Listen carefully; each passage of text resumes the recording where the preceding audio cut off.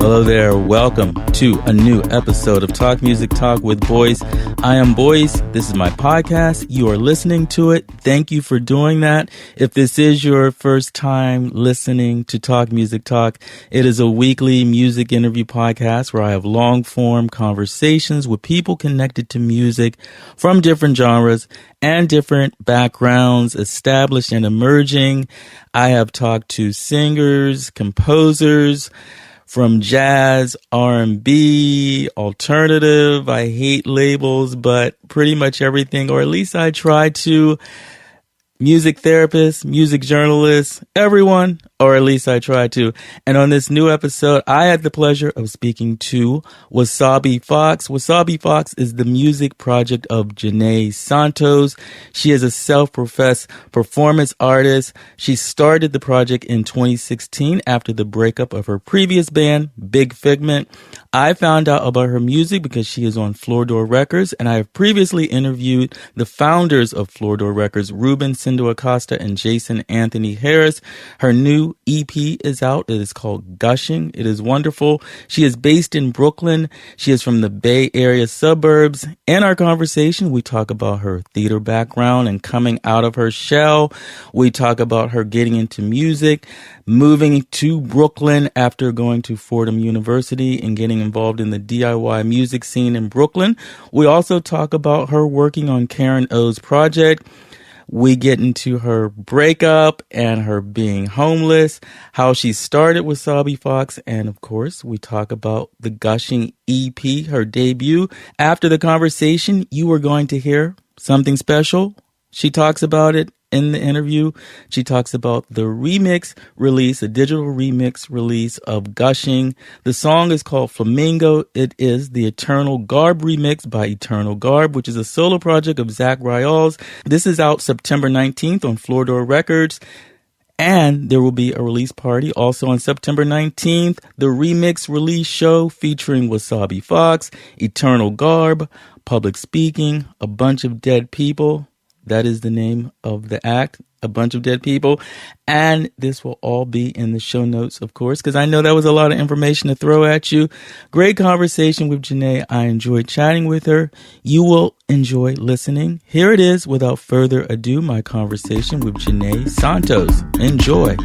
On your website and everything I read about you, it says performance artist. Yeah. Okay. What does that mean to you? Like, what does that encompass? Does that mean a genre without limitations? Anything? What does that mean? I think that's a good way to put it, a genre without limitations. I studied theater, and I'd been doing that since I was like 7 years old up through like shortly after college, so up until maybe I was like 24. Yeah. And I guess I say performance artist more because I don't consider myself a musician through and through. Like I play guitar, and I feel like I'm using guitar to express what I'm feeling right now, but it's all very performance based. Yeah. I'm not like a hired gun. Like I'm playing in other bands, like with friends, because that music is really gratifying and rewarding to learn.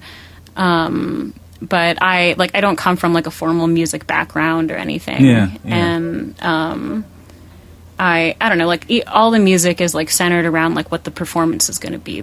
I'm like thinking of it in terms of like a story performed, which is, I guess, like some people define as theater.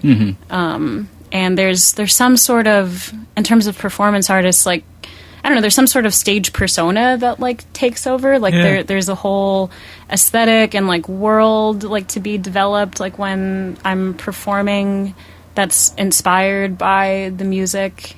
Was that organic to get to that, or did you kind of craft that person? It's a good combination of like self-craft is like something that this project is totally about, and like feeling empowered to make those choices for yourself. But it is something that like comes from a very true place. But I think I like coming from theater, I like learned all these tools to develop a character and to develop like some sort of aesthetic and like world of that character.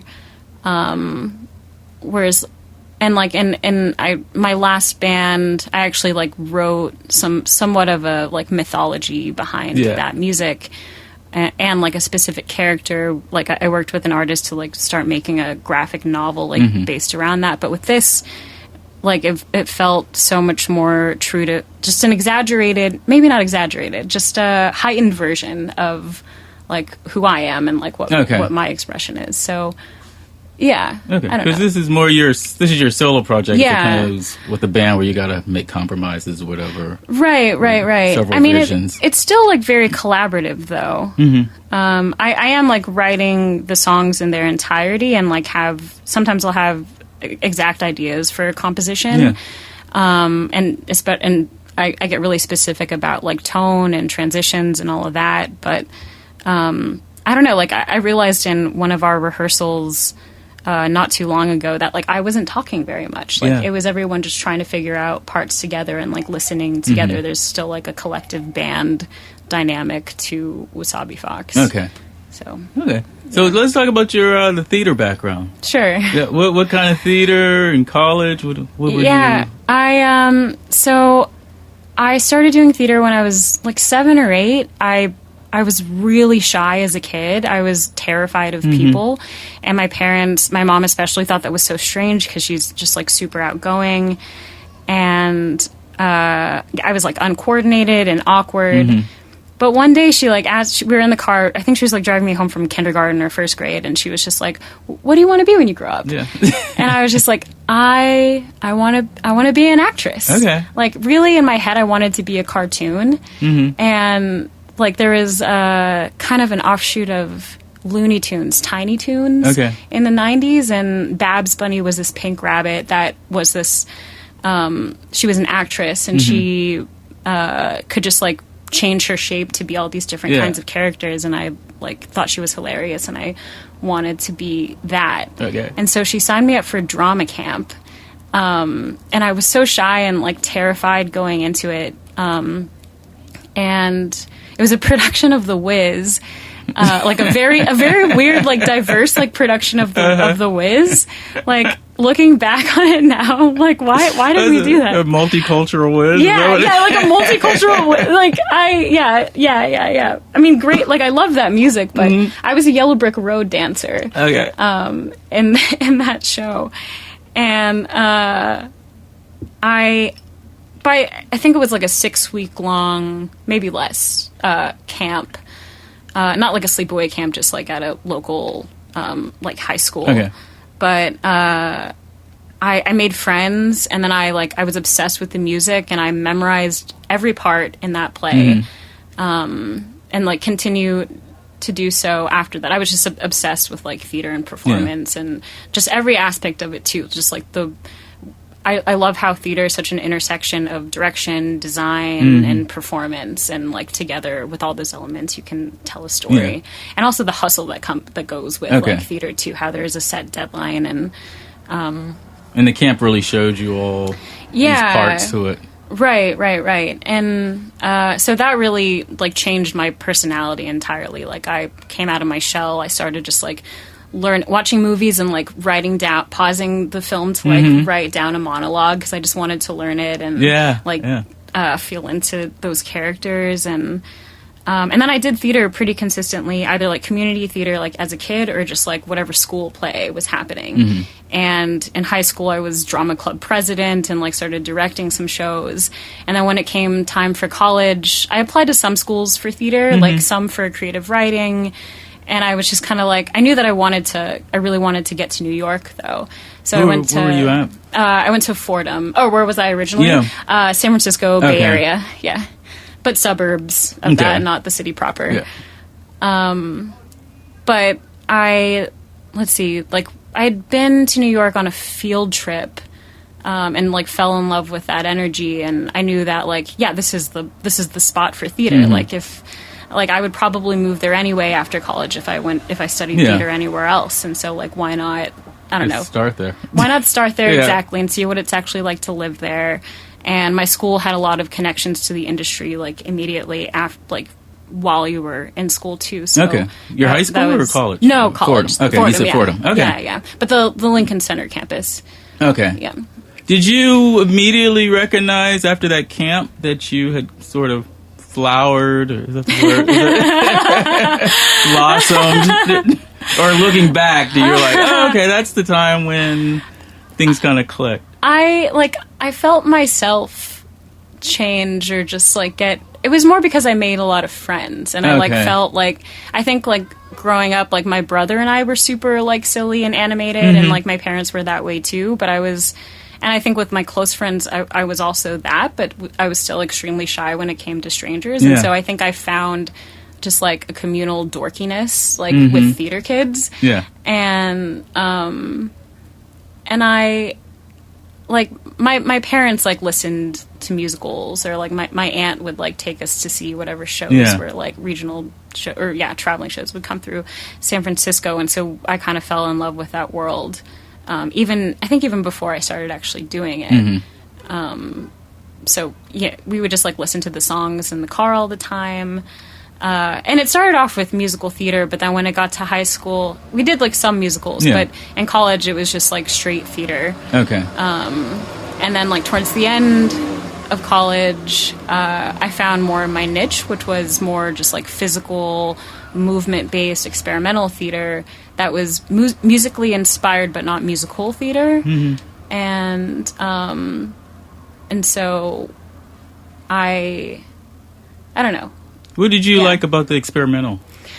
I guess like my reach for that came more from like in terms of like what I looked like and my background. It didn't have to be such a specific thing. Okay. Like at the beginning of school, like there would be family dramas where like I don't know, it felt like there was like an all white family or an all like whatever family, and like it didn't make, not that, you know, they weren't limiting me in terms of auditioning for it, but I felt like, oh, like I can't audition for this part because like I don't fit that description, or I don't know. I think there were a ton of shows being put on that I didn't feel immediately excited about in terms of the text or the characters I couldn't entirely relate to. But they talk about that any in school, or was that just some underlying thing that's... It was an underlying thing for a few years, but like towards the end of my college career, they like had this whole like diversity theme, which I don't know, which was still problematic for me in that I felt like I was going to be cast in this show just because I was Asian. Versus like I don't know, there was one play where I like, oh man, this play doesn't actually resonate with me, so I don't want to audition for it. And the head of the department was just like, wait, are you going to audition for the show? And then when I decided not to last minute, he got really pissed at me. He's like, no, we don't have like the locked in cast. I'm like, I'm like, now it's not I don't know. There's a problem of it not entire. Like I get what they were going for, and I respect like that effort, of course. But I don't know, they were experiencing some issues of like not enough actors of color coming out for the roles that they like thought they wanted to like bring them out for, because I don't know, I felt like really weird about it. And then the roles that I ended up playing were like I was like a spirit, or like some sort of other idea without like a particular character background. And I don't know, I just felt like I could like emote more honestly with my body than with like I could memorize lines for days, like pages and pages. And so, but I don't know. I think it more comes down to just like, I don't know, that felt more close to home. Like expressing like performance through that way. Okay. And you don't have to deal with that, the politics of getting a role. Because I wouldn't do, like, how do you, if you're an actor, how do they prepare you that, okay, there are roles that you just can't, like in the real world, you will not be eligible for. Right. And there were some, like, audition notices. I went in and auditioned for, like, some video. It was a music video. I forget, like, who the director was, but I think it was set in the 70s, and I went, and the audition notice said, like, all ethnicities and backgrounds and, like, just and ages. And I went, and like they needed, it was like a horror scene, and so they just needed like someone to like scream, and I don't know, it looked like it would be fun and like decent pay, But then afterwards, the director was just like, unfortunately, like, because you're Asian, like, in the 70s, like, you would typically be cast as, like, a dragon lady or something, like, you know, so it wouldn't be authentic to that time. And I'm like, why did you, like, advertise this as a diverse, like, as a colorful casting like, type situation, when actually, like, that's not what you were looking for. Right. Anyway. It's like, why be true to the discriminatory part of that era for, like, is that really important? Like, for this music video? Like, I don't know. Like, so I would run into issues like that, and then I had this freelance commercial agent for a while who, I don't know, for some reason assumed I was half white, and, like, had this issue with my headshot. She was just like, you look too Asian in this. Like, can you... And I'm like, what do you mean? Like, I am. I'm, like, totally... I'm Filipino-American, like, through and through, both sides. But you weren't reading as such. I'm like, when did I tell you that I was half white? Like, I'm, like, totally not. Like, is it because, like, I'm speaking perfect English? Like, I don't know what she assumed, but, I don't know. Like, all that stuff didn't entirely, like, turn me off from, like, acting, but I kind of just... I more stopped doing it because I found myself wanting to... I'd rather be home playing guitar than in this rehearsal right now, was more the... got it. The idea. So when did the guitar and outside of theater, like, when did that come about? I had played guitar really informally in high school. I like took some lessons, but they were all like tablature based. I didn't learn to read music. But my stepdad, who came into my life when I was about 11 or 12, was an 80s hair metal, like, shredder guitarist. And kind of introduced me to the magic of that. But, like, he liked Motley Crue and Poison, and Guns N' Roses. And I still liked the excessive, like, look of that music. And, but I was obsessed with just, like, kinetically shredding, like, learning solos and, like, just trying to, like, impress my guitar teacher. But I don't know, after a while I kind of broke off from, like, lessons and just, like, started writing my own songs. I'd always, like, written songs even before I, like, played an instrument. I would be home just, like, reading through, like, pop CD booklets and, like, oh yeah, there's a verse, chorus, verse, like, I'm sensing, like, some sort of pattern and wanting to, like, write some sort of structure with melody and something that repeats. And so in high school I was playing, but I didn't have a band. I just, like, wrote songs for myself. And I think also, like, why I wanted to come to New York too was because I, like, wanted to find, like, the music scene here, which like took a while, like, if you don't really know anyone, like, part of it. And I didn't go to school for music either, so there wasn't, like, a scene set before me to, like, follow. How'd you discover it? I moved to Bushwick my junior year of college, and I was still, like, hungry to find something, and so I, like, looked up, I just Googled, like, concerts, Bushwick, whatever, and Bushwick Daily, like, that website came up, and there was a show at Big Snow Buffalo Lodge. What's that, a DIY? Yeah, it's a DIY spot. I don't know. DIY I don't think fire trap? Yeah, pretty much, yeah. It was off Flushing. I think it was, like, it used to be a storefront. But, yeah, pretty, like, decrepit space, but great music. And everybody's there to hear music. Everyone's which there. Which is a big difference if you're performing. Right. And I went and I saw a few bands and they were great, and I talked to the band afterwards, and they were all like new school kids. They went to the New School for Music, and they kind of just invited me to, like, oh, we're going to, like, a basement show now. Do you want to come with us? I'm like, okay, sure. They're like, okay, cool. We're going to, like, drop off our gear at McKibben Lofts and, like, where they lived, and so, which was, like, I guess the first step in kind of being witness to whatever DIY scene is happening here. I'm like, what? There are all these, like, kids living in this, like, huge loft space, just, like, artists, and then we ended up going to this basement show somewhere in Bushwick. I think, like, the collective that put it on or whatever it was called Next Level, and like, that night really changed my life. It was this basement was just, like, packed. It was sweaty and dangerous. It was dark. There were just beer cans everywhere. But everyone was just so I don't know, it felt like everyone was like really excited and part of something. And this band Eula played. What's her name? Elise Lamb, who's like does Parlor Walls now. Okay. Was in that band, and like her performance was insane, and I loved that. And then this band called Not Blood Paint performed too, and they had this kind of like a part performance art aspect to them. Like they were all in costumes, and I don't know, they were just so tight. Like it felt like it felt close to home in that it was kind of like a theatrical performance. But basically, like seeing those two bands, like after that night, I was just so excited, and like I want to do that. Like this is where it's at. But even still, like after that show, I didn't just like jump on like finding all these DIY spots.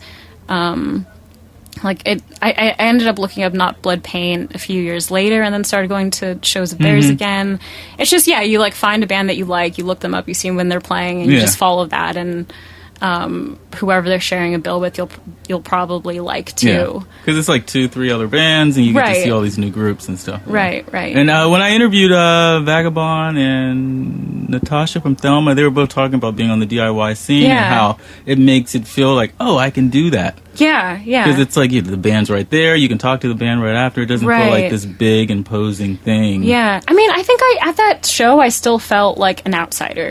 Like, I didn't, because in the theater world, like, there is this huge separation between performer and, like, audience. Like, it's a very formal situation. And you know, there's a stage door where you can talk to people, but it's, the whole tone of it is entirely different. And so even though I probably could have done that, I was like still like scared too. I was like, you guys are there and I'm here. There's this huge separation between like what we do, and I think I had that mentality for a long time. Like I would go to shows and just be scared to like talk to bands. Like I would just like run away or just like I'm just a lowly audience member. I don't know anything about like what you do, and which is so lame because it keeps you from like connecting to an actual community. But so it was kind of like my first stepping into theater. I was just like scared of people again. But in a whole new way.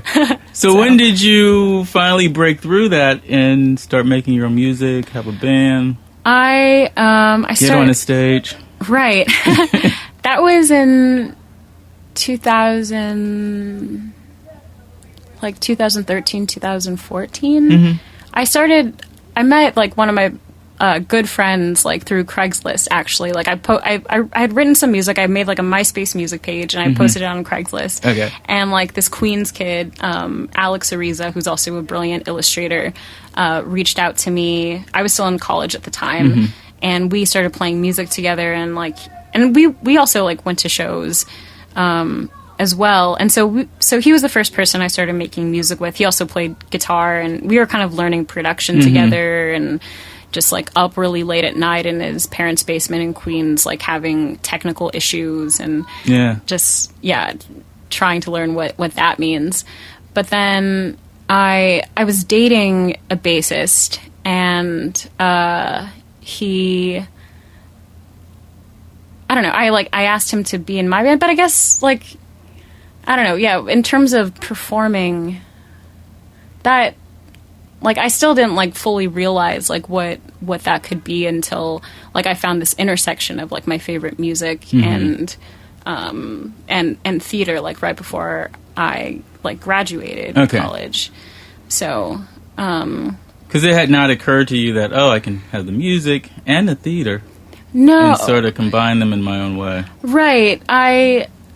I guess, like, so towards the end of college, like, I'd gotten, like, into this more, like, movement-based theater that, like, I still, like, played guitar in college. I still, like, wrote songs, like, for myself. And there was, like, an open mic situation at school called No Shame Theater, where you could, as a playwright, you could workshop a scene with, like, other fellow actors, or as a musician, you could just, like, perform something. So I would perform just like solo. Like my music, and feel really excited about that, but I didn't have like my first full band until like 2013. Okay. So did that help break any nervousness when you were performing by yourself? Like, I guess I didn't have as many nerves as when I was performing by myself. I felt like this is something I own and I'll like share it. But then when I started playing with the band, like it was a whole new realm of like trying to listen, and I don't know, there are all these new energies in the space. And one of my like good friends who like first saw me perform with my first band, which is called Big Figment, and we had both come from like theater together, and she was just like, yeah, you just look like a baby giraffe, like trying to like learn how to walk. It's so beautiful. It's so like, it's like I'm watching you grow. I'm like, yeah, I feel like that because and I had this whole new like world of stage fright surrounding that for a long time, because like in theater, you're memorizing lines. They're written by a playwright. Like you've been through this rehearsal with a director. Like there's so many other elements that are responsible for making that thing happen. Whereas with this, like, this is all me. These are my words and my songs, and like, yeah, I don't know. Even still, like I'm starting to play solo sets now, and I feel less nervous about that than I do with, maybe it's just like anxiety, like wanting everyone to like be together. I don't know. Or you have to worry about, like, if you're solo, you have to worry just about you, but if you have a band, you have to like oversee. You're the band leader. Yeah. There are many more like souls like at stake that you feel responsible for. Okay. So how did Big Figment come together? I was dating this like crazy bassist. He was very like Jaco Pastorius, like inspired and like wanted to shred all the time. But I met my friend Alex, who was playing guitar, and Alex and I were like trying to start a band for a long time, but just like having issues like finding people that would stick around, that were like interested to like actually like do shows and stuff. And so Peter, our like bassist / my like ex-boyfriend, just like said yes to like, I like your music. There's something kind of like weird yet pop and like I don't know, like powerful, like rock about it. And then so there's like the drummer he grew up with, like had been playing music with since middle school. And so that was an easy, like our rhythm section already knows each other. They have like a background, like learning music together. So that's really how that solidified. But then Alex wasn't motivated after a while to do the music. And so he quit, but it was all good. He was like, I'll still make artwork for you though. So we still collaborate on like visual, like just design stuff for whatever music I'm doing. But in that wake, we replaced him with a trumpeter / keyboardist. And so, which really changed the sound, because before it was just like, I played rhythm guitar and Alex played lead guitar, and now those lead lines were being taken over by trumpet. And so it really like allowed us to create a new sound. And everyone was like total, not that everyone went to jazz school, but everyone like loved jazz, and that was like a huge part of the influence behind our sound. And whereas I came from just like writing indie rock stuff or like punk stuff. So is there any or was there any intimidation? Yeah. I mean, there's a lot jazz chops. I mean, just in that like I don't know. There were a lot of power struggles in that group. Like, I didn't always feel like my ideas were like legit enough to, and that was my own insecurity, like working with like these more studied players.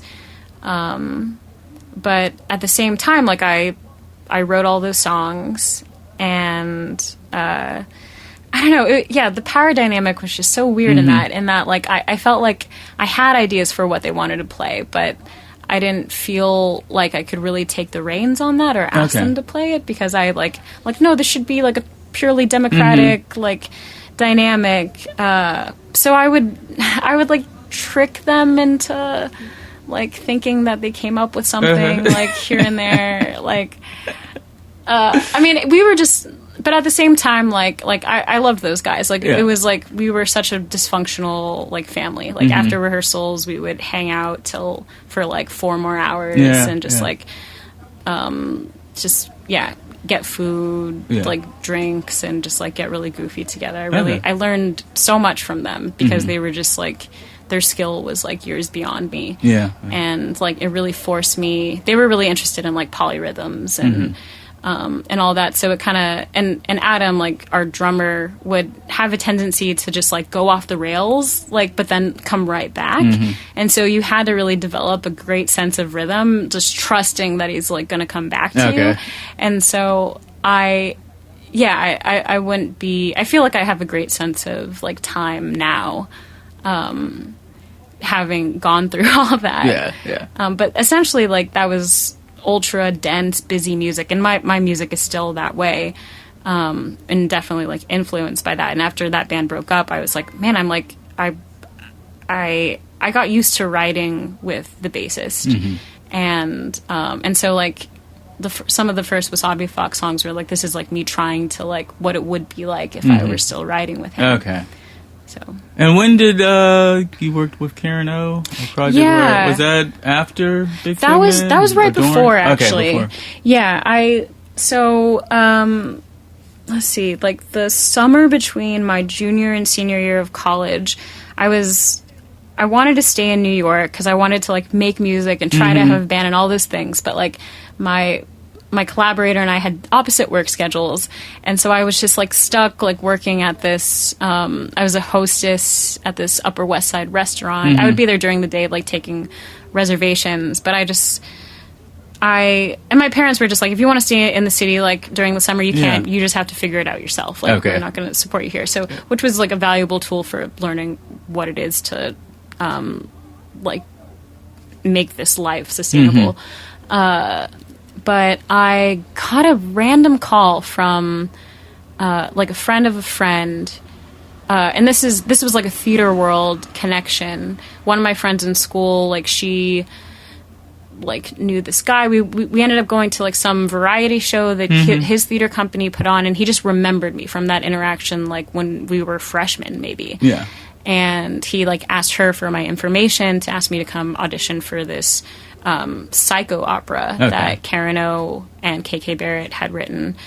And so, you know, he was like, she didn't tell me that like the Yeah Yeahs were even part of it. She was like, oh yeah, like Mike was asking for your information, so maybe you'll get a call from him soon. I'm like, okay, cool. So I was like not really knowing like what it was. And I like idolized the Yeah Yeahs in high school, and I like had started writing songs like that were totally influenced by like those guitar lines and like just that style.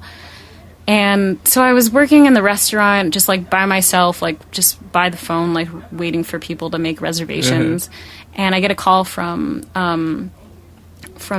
Mike Swift, who was the dramaturg for that show. And he's like, okay, so here's the deal. Like Karen O is putting on this like the psycho opera, and so for the audition you can either like perform a monologue or just like a diary entry or something. Like it's totally up to you. There's like a dance portion too, so just like come like wear clothes that are like that you're comfortable moving around in.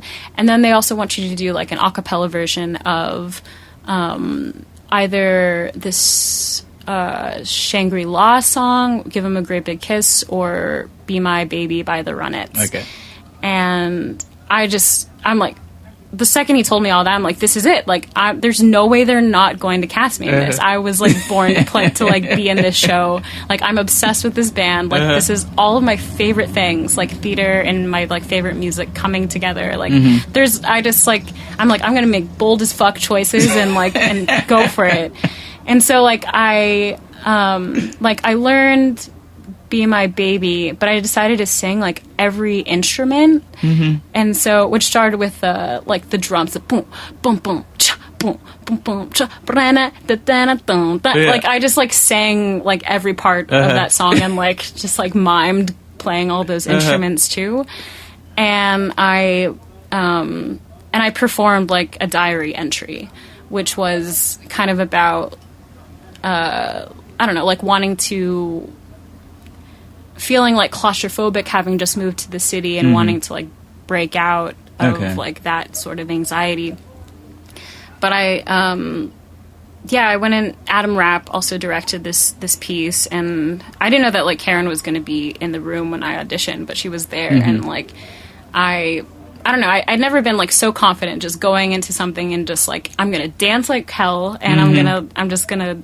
Because, like, there's no way they're not going to. This is my role. Yeah, this is my shit. Like, you guys don't even know how ready I am for this part. And I was born for this. And I got cast to do this, like, workshop, this, like, band camp that they had at Williamstown Theater. It wasn't, like, part of the Williamstown Theater Festival, but it was, like, kind of maybe, like, a 5-day band camp for like we're three of us. The show is called Stop the Virgens, and three of us went up there to kind of help like run through the music with them, like learn that, and so that was a really surreal experience. Yeah. Like the Yeah-Yeahs were all like Nick and Brian were like part of it too, as well as members of the Raconteurs, and like Money Mark was part of that group, and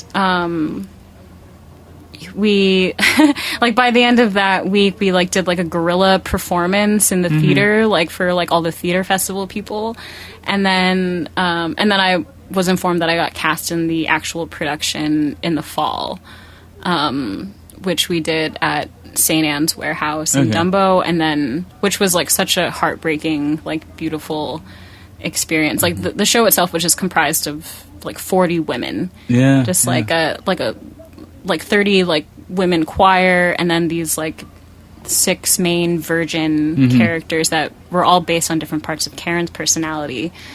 And this was a one night only thing, or was it a series of performances? This was I think we maybe did like 5 or 7 performances for that run in Brooklyn, and then we performed. Like the following summer, they flew us to like Sydney and like did it at the Opera House for maybe there were like 3 shows there, and this was like just like I took a semester off of school to go and do this, and it really changed my life in terms of like this is what I could do. Like this is so much closer to like what I love about performance, and like after that I'm like, okay, now I want to start a band, which is where like Big Figment came into play. Like after all that, So when did the breakup, and what else? You were without home? Is that how you went? Yeah, well, like, I mean, Peter, the bassist, and I were, like, dating for about 4 years, and we were more compatible as, like, songwriting partners than romantic partners, and so, you know, because we broke up, like, the band also went to, like, had to go as well. And then that same Fleetwood Mac made that work. I know. I thought for a while that we were gonna like just like take a break for a while and then come back to it, but then I just started something else that was more exciting, and I didn't care anymore. So you just travel separate vans, right? at the time I was like, this band, like Big Figment, is my world. Like I don't want to give this up. I've worked so hard to like get it to this point, and so like I really felt like, all right, we're gonna make this work. But yeah, I don't know. We needed the space, and like in that space, like I found something else. But yeah, like surrounding that whole breakup, we got evicted. Like he was working from home. We were planning on like moving out of our apartment anyway. We had other roommates. Yeah. Just given like our breakup and stuff, but he was working from home, and the city marshal just like knocks on the door, and he's like, "You guys gotta get out of here." And it was because our roommate had just been pocketing our rent like for months. He was the leaseholder, and just like withholding eviction notices, just like not telling us anything until like the very last straw. So yeah, of course the city marshal comes and is like, "You have 4 hours after to get out of here." After months and months of Yeah. And so he called me. I was at work, and he was like, "You gotta come home because we have 4 hours to get all of our shit out of here." Yeah. Like we were already planning on doing that at the end of the month, but it was like, okay, now we really got to figure it out. So I like got home as soon as possible, and like I like called different friends. I'm like, this crazy thing is happening. Like, can I store like my stuff here? Yeah. And like we like quickly, I can't remember if we like had another friend who had a car, or if we just like ran to like the nearest U-Haul to just like grab something really quickly. But we ended up like storing our stuff at our friend's place.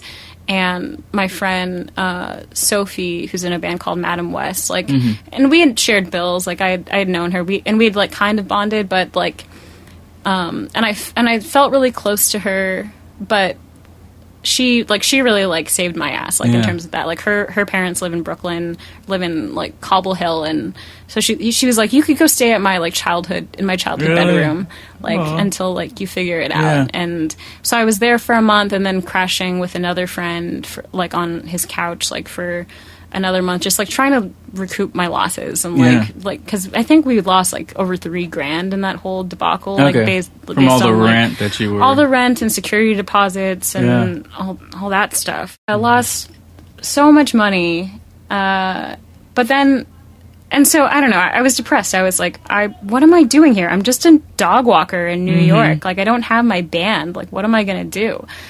But then at the same time, like, well, that's actually kind of liberating that I don't have to worry about this project anymore and all the, like, drama that's come with it so far. And so I just felt free to just go to shows, to just go and, like, get to know new people and, like, kind of create a new, just, like, family, I guess. Like, a new, I don't know, way of, like, relating to people that I didn't have when I was in this relationship. Because I didn't feel like I really had, like, friends. I would just, like, go to work, go home, go to rehearsal. I was, like, very hermetic and, like, lonely. And then, this, like, new, like, group of friends kind of came out of the woodwork at this time, because I was just saying, I'm like, yeah, sure, I'll hang out. Yeah, okay, yeah.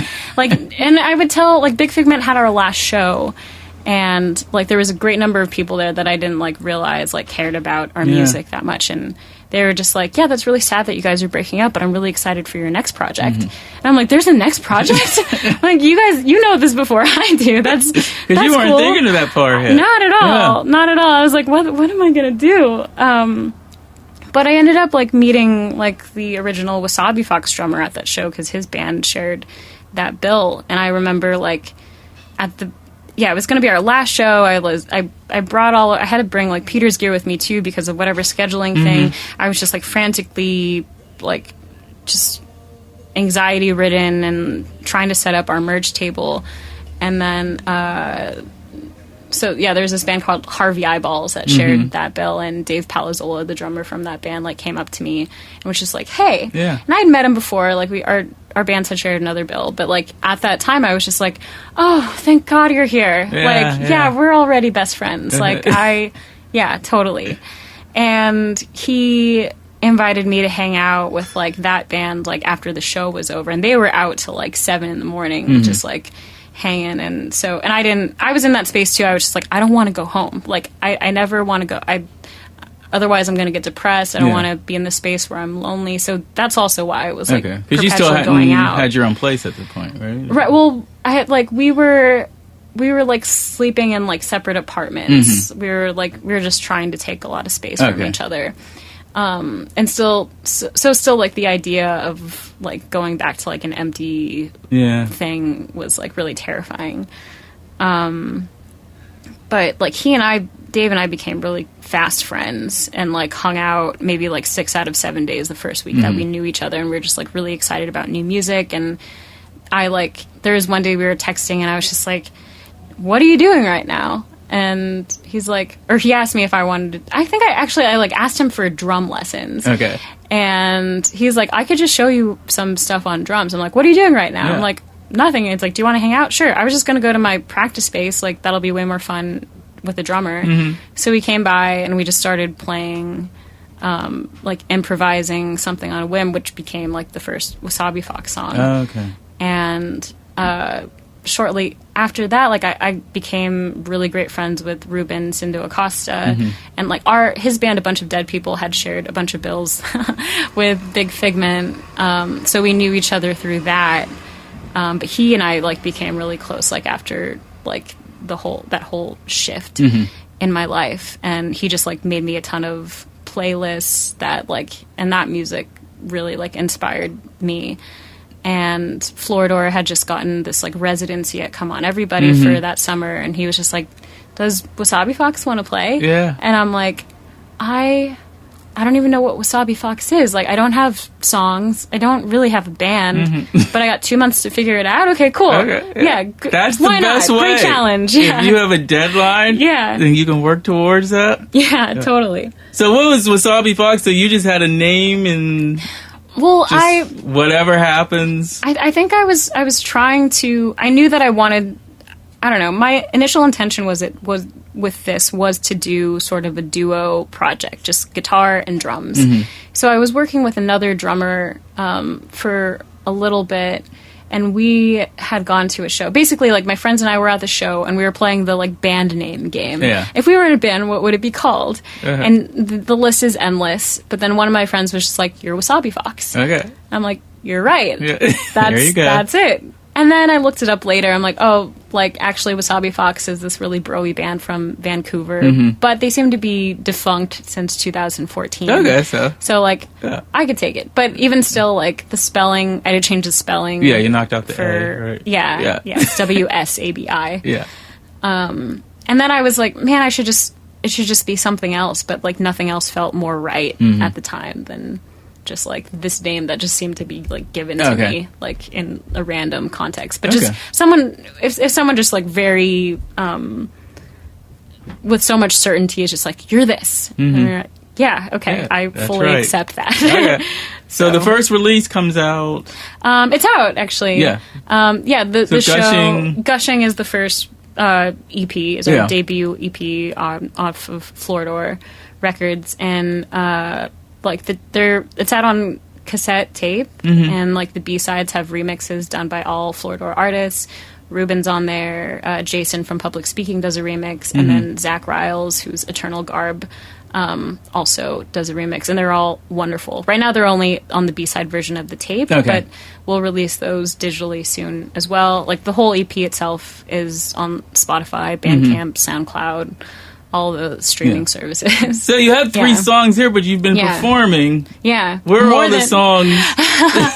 Where are all of those songs? Are you holding on to those? Yeah, well, I mean, when we initially started performing, I think it's been like a 5-song set. And some of them I've just, I've let go of. Yeah. And there's a lot of new material that's still being fleshed out. Like, there's a full like arc and like form to these things, but... I don't know. They're much more like dense compositions. I mean, I think I wanted to just do originally, like, this EP was just going to be 2 songs, and like my songs are pretty long, and so like it's still, even though it's just 3 songs, it's about like 16 minutes. Yeah, 16 minutes of music. And I don't know. We kind of like found this formula feels kind of too clinical, but like my first approach to writing Wsabi Fox music was just, I don't know, it's very guitar loop based, and I really like having these songs that are just all about this one rhythm, just like this one feel. Like, you can like fall into, even though like it could be the time could be like really weird or like not exactly 4/4, with like repetition, like you kind of learn to live in this like new time, and therefore develop this new like world around it. So like in terms of song structure, most Wsabi Fox songs either have, they're based on this one groove that like continues throughout the whole song, and there are different polyrhythms and parts that like get stacked up on top of them and come in and out, or there's actually like a linear structure of just like this, not, I don't know, verse chorus, but I don't know, there'll be actual just like shifts. Okay. So... And you were looking for, 3 songs that would sort of complement each other? Yeah, well... Or where you're at right now? So initially, the first song and the last song on the EP were the first 2 Wsabi Fox songs.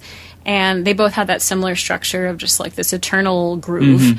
And but they're vastly different in tone. One of them is, Yes Ma'am, is, like, brutal and angular and like, proggy. And then... Flamingo is kind of a like lush like groove. Yeah. And so I liked the duality of that, how they both had like a similar structure, but just entirely different feel. Okay. And so I'm like, yeah, these two songs should definitely be part of it. But then I wanted to like kind of break up that song structure with a more like linear, like section based piece, which is Diabolical Hue. And so like it's still like a similar the full band. There are different iterations of this music now. That's a pretty new thing for me. But so like the full band experience is, I play guitar and sing. There's drums, there's cello, violin, and initially there was bari sax, but now there's tenor sax through different pedals, which kind of serves as a bass. But now we also have electric bass. So that would be like the full band lineup for that. Okay. And now I'm starting to do solo sets where it's just me and like guitar loops. In addition, there are like live visuals that go along with that. Daniel McCleinfeld is this amazing VJ who controls the visuals with a MIDI controller and has like purposely like developed like exact graphics like for this song cycle. So he's as much a part of the whole like band experience as well. But also he works with me like when I do solo sets too, which are fun because his frame is a bit smaller and it feels like a moving painting. I saw the band show. It was great. Come on, everybody. Yeah. That was crazy. Very visceral, exciting. Like the whole mood of the room changes when you are on stage. So it's pretty powerful. I didn't expect that like as many people to be there, like that they're like, I don't know, I was really surprised. A lot of the bands drew a lot of people, and Ruben was saying that it was a situation in which like he had told a lot of people, and some people would be like, okay, maybe I'll come, maybe I will. But actually all those people showed up. And Ruben runs Floordoor Records with Jason Anthony Harris. AKA Public Speaking. So Floordoor kind of put the show on, and I chose all the bands like that were playing that night as well, but that was an insane energy. Like I have the audio from that show, and there are people just screaming, just like between songs or like after like any transition. And I've never played my music to that many people before. It felt like such an anomaly, and it took like a few days after that to kind of like feel like I could function normally in the world. Like the next day I was walking around, I'm like, if anyone just like pokes me, I will burst into tears. Like I was elated. And it wasn't so much of like, I don't know, I guess my ego was like kind of blown up a lot and like feeding off of this like wild energy that like from the crowd. There's something about when you're performing and having a wash of people come back at you. Like they're feeling what you're doing, and then they're giving something back to you that's positive. And there were people just like I don't know, I always, not that it's always my intention to like I have to like connect with them this way. Like I'm never thinking about the audience and like what they'll like if they'll like this or if I do this or that. But I don't know, I'm always of the belief is like if you perform like what is most true to you, like someone will connect to it just by nature of you having just wanting to put your heart into something. Like it doesn't have to be, I don't know, I get particular about performance, especially coming from like a theater background. Like I don't do stage banter. Like I'll thank everyone involved for like creating a space for us to do such a thing. But often it just, that stuff could be so awkward. Like it's used as a means to try and like connect to people, which I appreciate. And some people can do it really well, and it becomes part stand-up comedy, and it's great. But I don't know. I've been so. My intention has been like I don't want to break this world that we're creating. Like just keep the music going. Just like, I don't know, there's so many times where I'm just like, just stop talking, just shut up and play, because that's what we're all here for. That's what we're all here for. But I mean, again, like other people can do it really well, and I respect that. Like that's not really my style. Nothing wrong with that. So best place people can keep up with what you're doing online, get the new EP, which has all these special limited edition cassettes. Instagram is probably my like favorite social media platform. Like I'm starting to like wean off of like Facebook stuff. Yeah, I don't know. I've been hearing that more and more from artists. Oh yeah, me too. Yeah. And I think it is really effective. Like I performed my first solo set like a few months ago, and there was a guy there. Then he just came up to me. He was like, "Are you Wsabi Fox?" I'm like, "I'm Jennae, but Wsabi Fox is performing tonight." Yeah.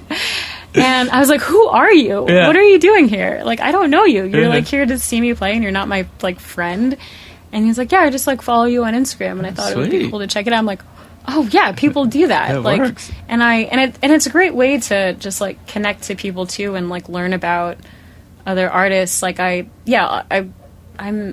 met Rose Blanchy from Prima like a month ago or so, and I loved her set. I was just like gushing about her performance, and that's where the name of the EP comes from. Like this unabashed excitement and expression of love and whatever you're feeling. Okay. And there are other connotations with that too, but that's definitely a part of it. And she was like, I'm so curious about your work, and she followed me on Instagram, and then later on I reached out to her again to like set something up, and she was like, it's been such a it's been great to like have a window into your process, because I shoot myself like playing guitar or working on something new all the time. I view Instagram as another vehicle for performance, really. And I took like film and video classes. I did the Yes Ma'am music video, which is out now as well. And so it's a great tool for that. And even aside from like all the hashtags, like I feel like there are people that hustle on there and just like hashtag all these different like gear companies, and they get sponsorships that way. Like it's really effective for that. I know some people. Yeah.